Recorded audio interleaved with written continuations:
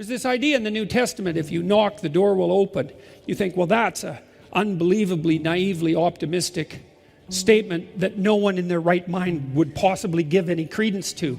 But the world is a very strange place. And it is the case that your perceptions of the world and the personality that you inhabit orients itself around your fundamental goal. You're goal-directed creatures. You look forward. We point at everything. Like we're arrows that are aimed at, we're either aimed at something or at nothing, but we have to be aimed. And if you aim at something, then the probability that something will come out of that is radically enhanced. And it might not even be what you aim at to begin with, but that's okay, because what do you know? Like, you might be aiming wrong. If you aim and then move forward, your perspective will change, and then maybe you can shift your aim, and that's fine, but at least you're moving forward. And then the future you want to create is the future that you create. And you might as well create it, because you don't have anything better to do. The other thing that's so important to realize, and this is part of the issue with regards to fragility, is you're all in on this game. You've already staked your life on it. And so you, as far as I can tell, you might as well stake your life on something that you regard as worthwhile, because you're staking your life anyways. And what's the alternative? You're going to stake your life on something you don't think is worthwhile? It's like, how is that an improvement? There's no improvement in that. And so if you want to plow a better pathway forward, then get out the plow and start working it. And that works way better than it works way better than you would think. I've often wondered, and I think it's a reasonable thing to wonder, it's like, we're not doing too bad in this world, you know. Things are a lot better than they were 50 years ago, and there's a lot of reason to be optimistic, and there's reason to be pessimistic. But you know, it's not like we're all in making things better. We're maybe 60-40 or 65-35 or something like that, each of us individually and then also collectively. You wonder what would happen if we were all in, just how much better we could make things. And there's something that's worth thinking about. There's something to devote yourself to. It's like, how much suffering could you rectify if that was your goal? Your own and other people's as well. And how much malevolence could you constrain? And what amount of good could you do in the world? That's a noble goal, and it's certainly something worth discovering, unless you have something better to do. And it doesn't seem to me that you do. So, well, especially when you think about good, is not as something that's associated with naive adherence to a set of constraining rules, you know, that all good is obedience. I'm not talking about that at all. I'm saying, look, there's problems that are out there in the world, and some of those problems bother you. They're your problems. Right? I don't know why they bother you and some other problems bother someone else, but there are problems that bother you. Those are your problems. Right? That's your call to adventure. Solve them and see who you are. Put your life together and make something better. That's the way to defeat nostalgia for the false past. And don't be so sure you can't do it. I have this program I'll tell you about very briefly, because of the effects it's had that have been surprising to us, because we've tested this empirically. It's called the Future Authoring Program, and it's on a site called selfauthoring.com.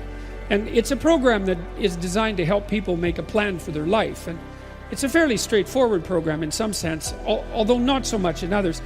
I might say, well, what do you want to do with your life? And you think, oh my God, I can't answer that question. It's like, that's a big question. And so you don't know. Part of the problem is it's not a very good question. It's not differentiated enough. So if you ask yourself a question that's so large you can't answer it, well, then you should ask yourself a smaller question. And so in this program, you're asked to do things. We tried to make it practical. It's like, okay, it's 3 to 5 years down the road, and you get to have what you need and want within reason, right? Assuming you're taking care of yourself within reason. Well, what might you want? How would you like your family interactions to be going? Siblings, parents? What about your intimate relationship? If you could have what you wanted and needed from that, just what would that look like, hypothetically? Your career or your job, because those aren't the same thing. At least maybe you could have a job that is respectable and that constitutes a valid contribution to those around you and helps justify your position in society. And perhaps you could even have a career, you know, that has some intrinsic meaning independently of that. Your education, your resistance to the temptation of drugs and alcohol and the sorts of things that knock people off the track, your care for yourself mentally and physically, your use of time productively and in an engaging manner outside of work. You could have what you wanted. What would it be? Answer it. Guess if you have to. And then write for 20 minutes about what your life could be like if all of that manifested itself. And then do the reverse. Write about what your life would be like in 3 to 5 years if you let everything about you that isn't good have full sway and take you to your own little subdivision of hell. And people are pretty aware of that. Everyone knows. Everyone I've ever talked to has some real sense of how they would degenerate if they degenerated in their own particular way. Some people would become cruel. Some people would become homicidal. Some people would become alcoholic. Some people would end up on the street. Some people would drift into prostitution. People know where their weaknesses are likely to tempt them and take them. And so then you sketch out a little hell and a little heaven, and maybe you're motivated to run from the one, which is good, and to run toward the other. And so then you have a framework for your life.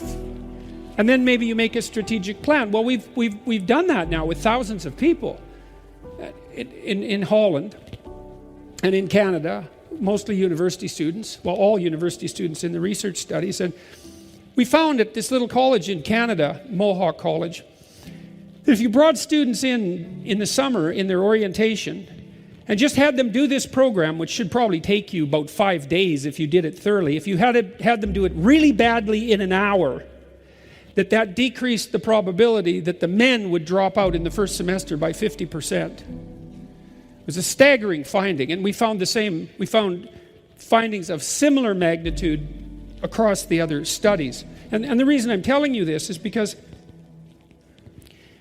a lot of the reason that people don't get what they want is because they don't aim at it. This idea that you should have higher self-esteem or that you should be happy, it's like, Jesus, it's so weak. It's so pathetic.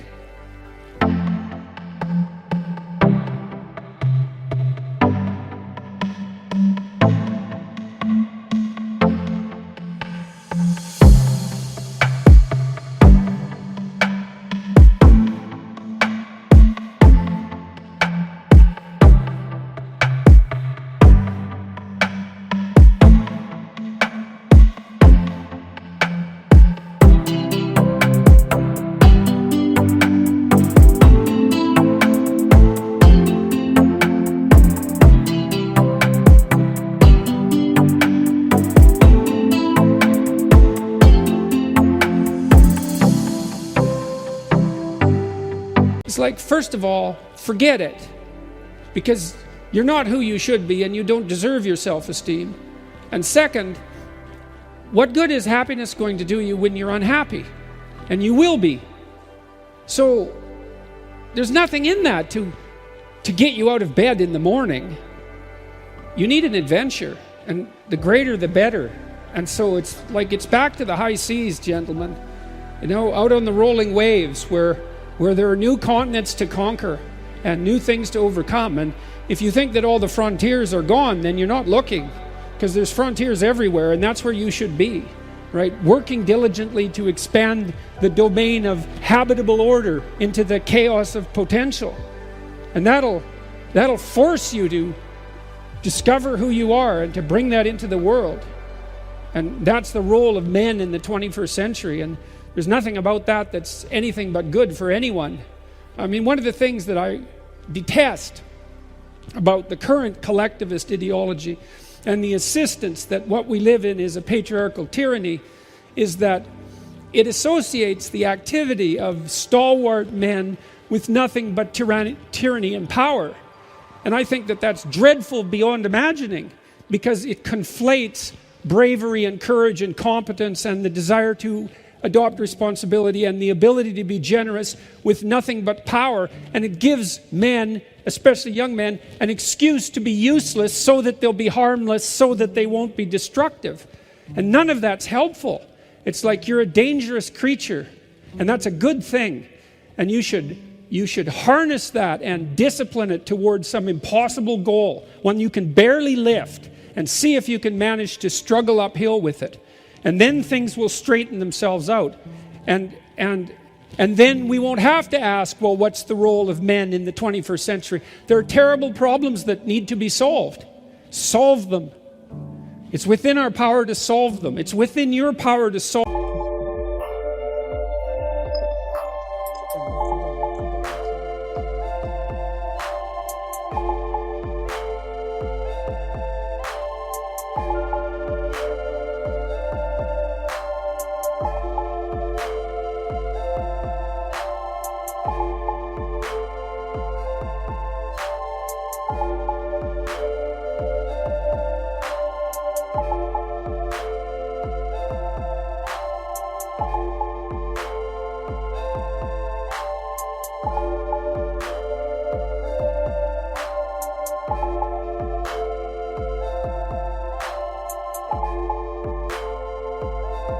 The problems that present themselves to you as your problems.